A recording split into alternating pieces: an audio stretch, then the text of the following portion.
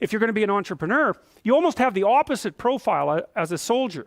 You're very high in openness and you're lower in conscientiousness, or at least conscientiousness is irrelevant. And the reason for that seems to be that, like, if you're an orderly person and you like to follow procedures and rules, it's kind of hard for you to start a company, because when you first start a company or engage in any other creative process, because entrepreneurs turn out to be the same as artists, you kind of have to, you're not operating within a rule-governed structure. In fact, there may be many times where you have to break a small rule to move properly at a higher level of analysis. There's no algorithmic way of generating a new company, right? Obviously. And so it's people who are very high in openness who happen to be good entrepreneurs. And so this is something I thought was extraordinarily cool, because we'd also already known what predicts managerial, administrative, and academic ability. And IQ is crucial for any complex job, so we'll just leave that behind. But what predicts academic ability, for example, at the University of Toronto, is intelligence, obviously, but also conscientiousness. The correlation between creativity and grades at the U of T is zero. Right? But it's not surprising. The thing is, you know, it's easy to be cynical about that, but one of the things you have to understand about creative people is that they continually step outside of the domain of evaluation structures.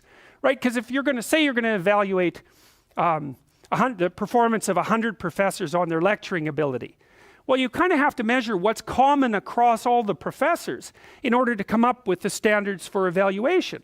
Well, that means you're not going to be able to use that structure to evaluate a particularly creative professor, because he or she is going to do something in a way that's so different that it won't show up on the evaluation measure. And of course, that's what happens in universities, you know. Somebody sent me, a couple of days ago, somebody sent me an essay that they had written for their master's thesis that was wildly creative, and they were basically told to leave the program and that they couldn't continue. Not in a mean way.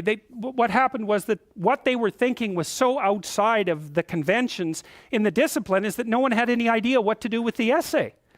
So then that's really the lot of creative people, right? They're always stepping outside of evaluation structures. And so it's not that surprising that the relationship between creativity and grades at the U of T is zero. We found out as well, by looking at graduate student performance across multiple institutions, that there was a negative correlation between creativity and graduate school performance. It wasn't even zero, it was worse than negative. Being creative was negative.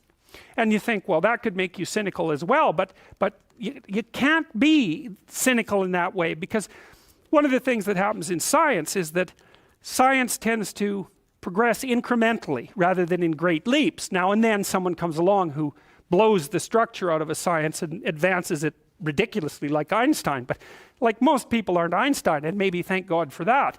Most of the time, you're in a discipline, you understand the discipline, and then once you've developed understanding of the discipline, you know what the next micro question is that should be answered.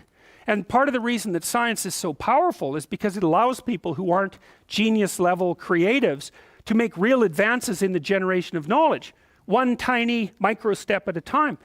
It doesn't matter if there's 100,000 people doing it and each of them is making a micro step, man. We're zipping along as fast as we possibly want to zip along. And so it turns out to be conscientiousness that's the excellent predictor of graduate student performance. That's the best predictor for law. It's the best predictor for managerial positions. It's the best predictor for administrative positions. Anything that has a structure of rules that needs to be applied, conscientiousness is a great predictor.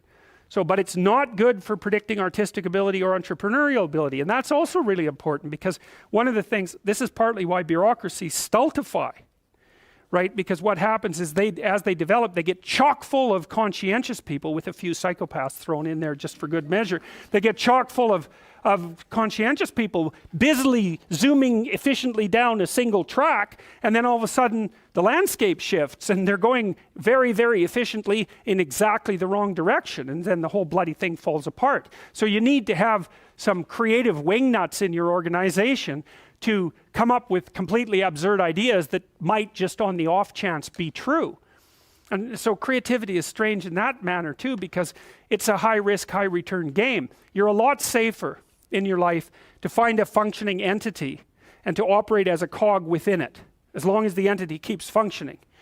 Because if you're creative and you go off on tangents all the time, there's some probability that one of those tangents is going to be exactly what is needed at the time, and you're going to become hyper successful as a consequence. But there's much more probability that even though some of your ideas might be highly valuable, the probability that this is the right time and place for them is extraordinarily low. So to produce a successful creative product, for example, in the marketplace, you need a ridiculous combination of creativity so that you keep generating ideas, and then a network around you of people who have skills that you don't, and then the production of a product, let's say, whatever that happens to be, that's actually in demand by the marketplace at exactly that moment, and that someone else hasn't already done better. So the sensible thing to tell anybody who wants to be creative is, that's stupid. You shouldn't do it. It's your probability of success is so low that it's better just to do something sensible. But the problem with that is that creative people can't do that because they're creative. And if they shut down their creativity, it's like an extrovert who's gone to live in an isolated cell. A creative person who isn't being creative, they just wither and die. So they're stuck with it. But it is a high risk, high return strategy.